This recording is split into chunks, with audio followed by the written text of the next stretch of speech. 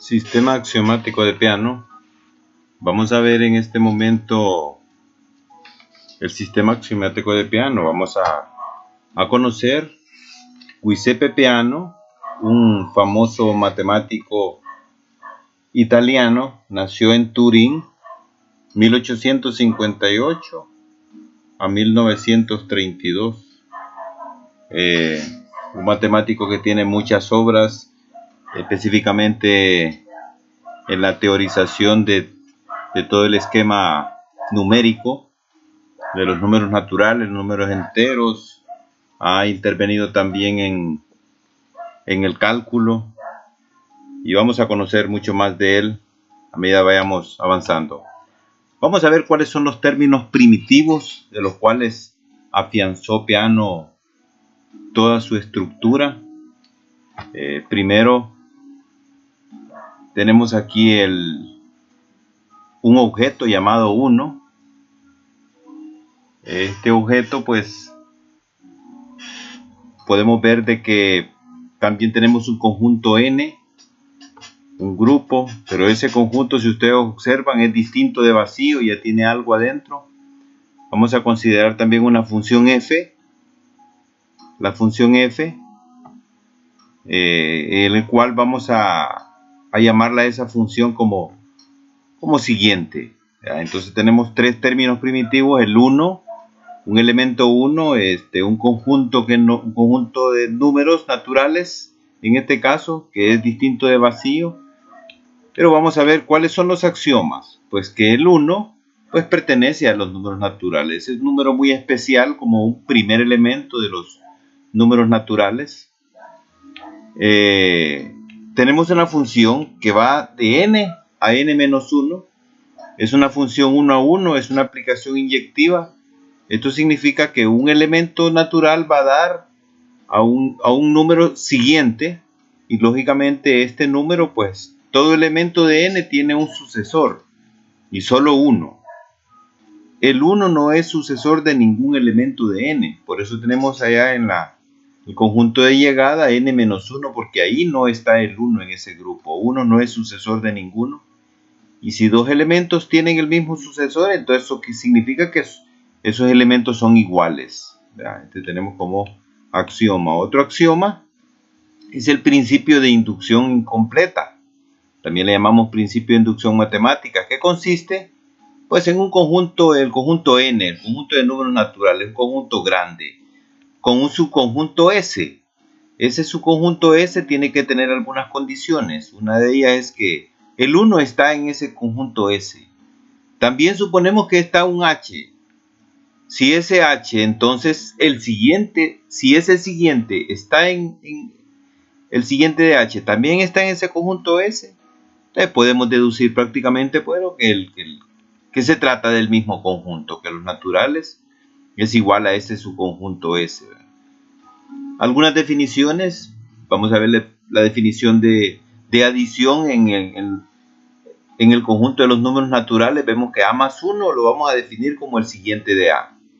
A la S lo llamamos como una función siguiente. A más el siguiente de B es igual al siguiente de A más B. Observen la posición en que se encuentran. Miren, estamos hablando del siguiente del segundo. El siguiente de A más el siguiente de B es igual al siguiente de A más B. De la misma manera vamos a ver la multiplicación. Como una definición de multiplicación: A por 1 es igual a A. A por el siguiente de B es igual a A por B más A. Observen que si A lo multiplicamos por un paréntesis donde está B más 1, ahí vamos a tener que A por B es y A por 1 es A. Entonces, como la propiedad distributiva de B más 1. Vemos que también eso corresponde a una ley de composición interna, tal como lo vimos anteriormente, que va de A por A en A, o B por B en B.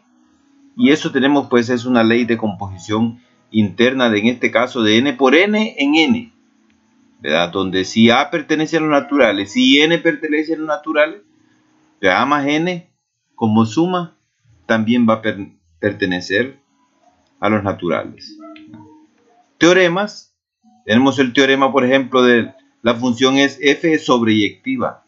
La función siguiente, el siguiente de 2 es 3. ¿Ya? El siguiente de 1 es 2. El siguiente de 32 es 33.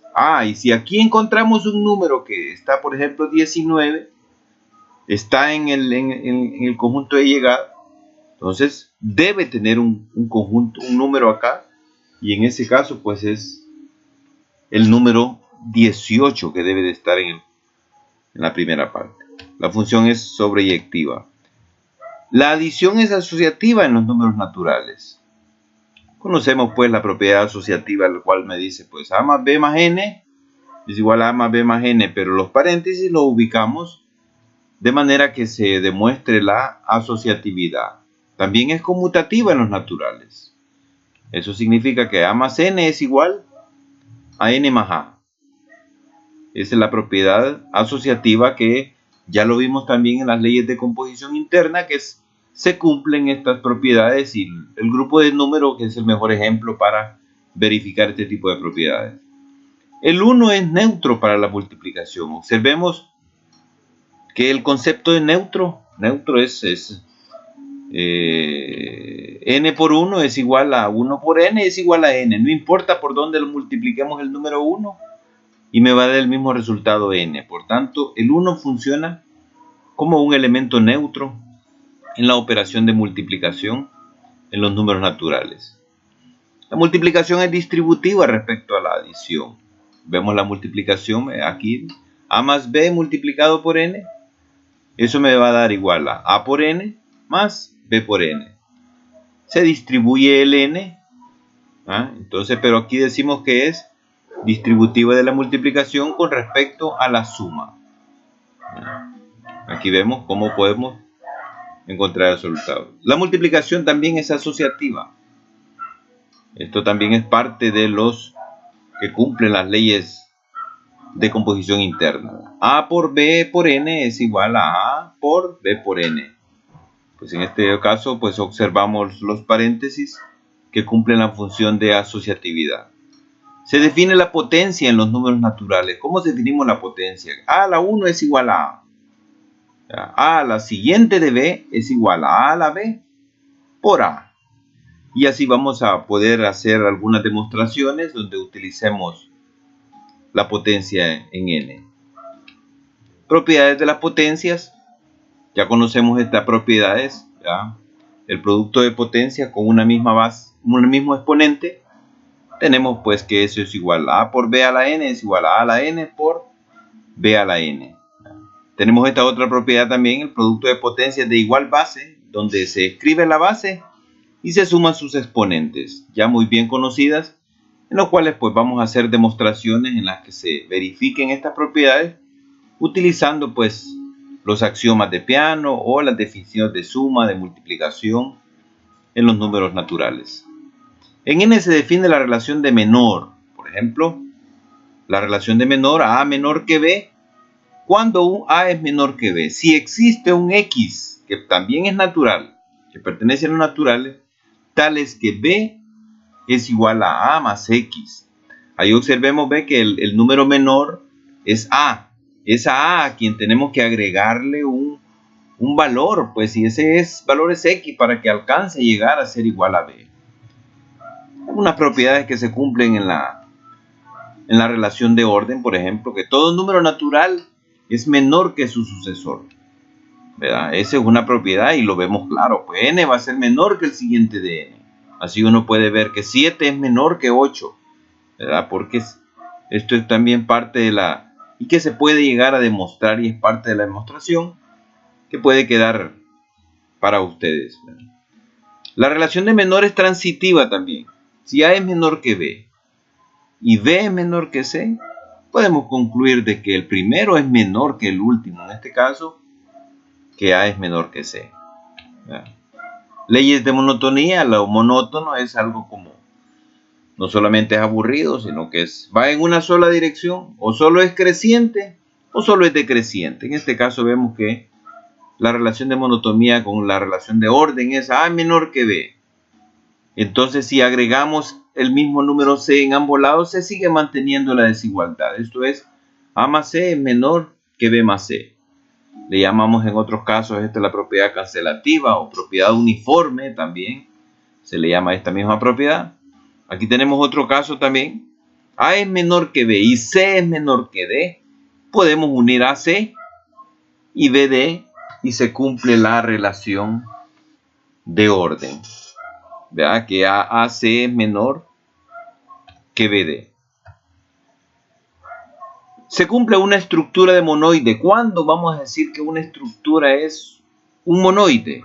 Bueno, cuando tenemos un conjunto, el par, un conjunto y una función, M asterisco, donde M ya observamos que estamos hablando de distinto de vacío, un grupo o un conjunto, pues, donde debe de tener elementos. Y asterisco, pues, es una función, es un monoide, sí, solo sí. Asterisco es una ley de composición interna en M. Esa es la única condición, mire, es decir, que tiene que ser cerrada, pues. Eso es clausura, la ley de clausura. Si dos elementos de M los componemos mediante esa función asterisco, su resultado también va a pertenecer a M.